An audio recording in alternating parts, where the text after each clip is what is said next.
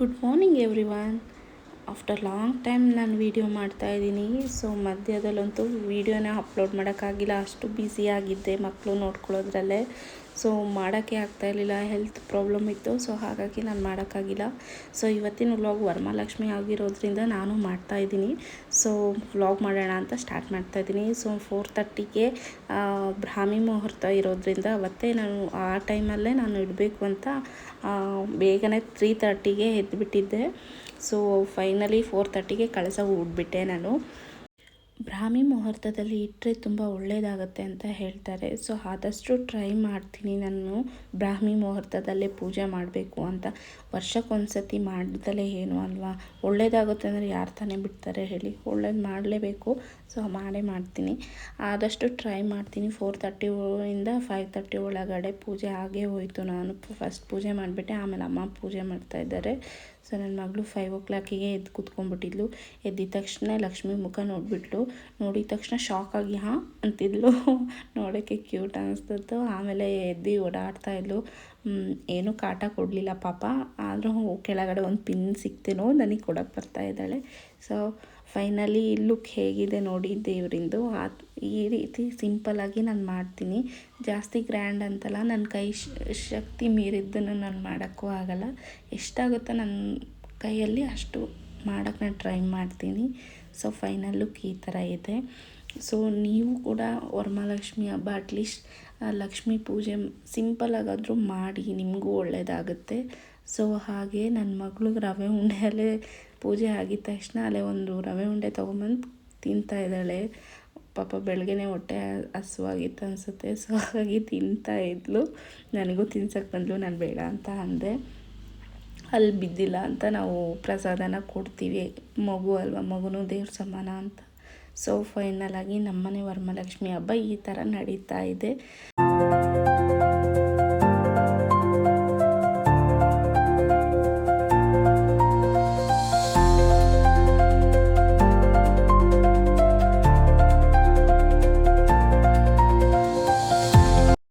ಹಬ್ಬದ ದಿನವೇ ಒಂದು ಪಾರ್ಸಲ್ ಬಂದಿತ್ತು ಮೀಶೋದಲ್ಲಿ. ನಾನು ಆರ್ಟಿಫಿಷಿಯಲ್ ಪ್ಲ್ಯಾಂಟ್ನ ಆರ್ಡ್ರ್ ಮಾಡಿದ್ದೆ, ತುಂಬಾ ಚೆನ್ನಾಗಿತ್ತು ಕ್ಯೂಟಾಗಿ. ಸೊ ಅದನ್ನು ನಾನು ಸೆಟ್ ಮಾಡ್ತಾಯಿದ್ದೆ. ಸೊ ಸಪ್ರೇಟಾಗಿ ಕೊಟ್ಟಿರ್ತಾರೆ, ಸೊ ಎಲೆ ಮತ್ತು ಕಡ್ಡಿ. ಸೊ ಹಾಗಾಗಿ ಅದಕ್ಕೆ ಜೋಡಿಸ್ತಾ ಇದ್ದೆ. ನೋಡೋಕ್ಕಂತೂ ಕ್ಯೂಟಾಗಿತ್ತು. ಲಾಸ್ಟಿಗಂತೂ ಎಷ್ಟು ಚೆನ್ನಾಗಿ ಕಾಣಿಸ್ತಾ ಅಂದರೆ ರಿಯಲ್ ಪ್ಲ್ಯಾಂಟ್ ಅಂತ ಅನ್ನಿಸ್ಬೇಕು, ಆ ರೀತಿ ಇತ್ತು. ನೋಡಿ ಎಷ್ಟು ಚೆನ್ನಾಗಿದೆ ಕ್ಯೂಟಾಗಿ.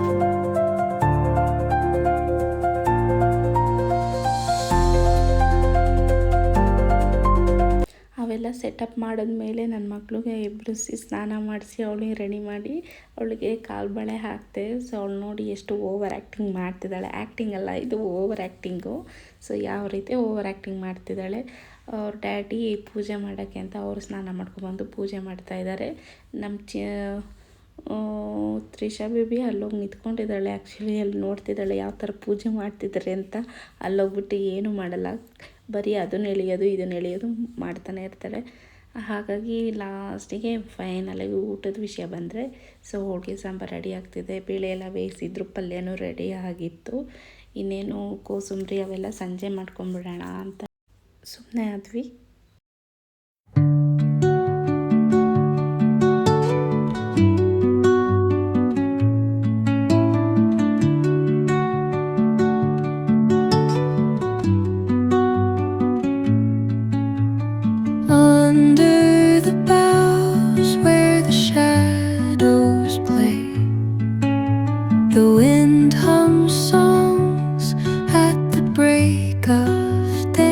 ಸಂಜೆ ನನ್ನ ಮಗಳಿಗೆ ಸೀರೆ ಉಡಿಸಿ ರೆಡಿ ಮಾಡಿದೆ. ಹಾಗೆ ಮುತ್ತೈದೆ ಅವ್ರನ್ನ ಕರೆದ್ಬಿಟ್ಟು ಅವರಿಗೆ ಅರಿಶಿನ ಕುಂಕುಮ ಕೊಟ್ಬಿಟ್ಟು, ಸೊ ನಾನು ಅರಿಶಿನ ಕುಂಕುಮ ತಗೊಳಕ್ಕೆ ಹೋಗಿದ್ದೆ. ಸೊ ಬೂಂದಿ ಕೊಟ್ಟಿದ್ರು, ತಿಂತಾ ಇದ್ಲು. ಸೊ ಇವತ್ತಿನ ವಿಡಿಯೋ ನಿಮಗೆ ಇಷ್ಟ ಆಗಿದೆ ಅಂತ ಅಂದ್ಕೊತೀನಿ. ಸಬ್ಸ್ಕ್ರೈಬ್ ಮಾಡೋದನ್ನು ಮರಿಬೇಡಿ.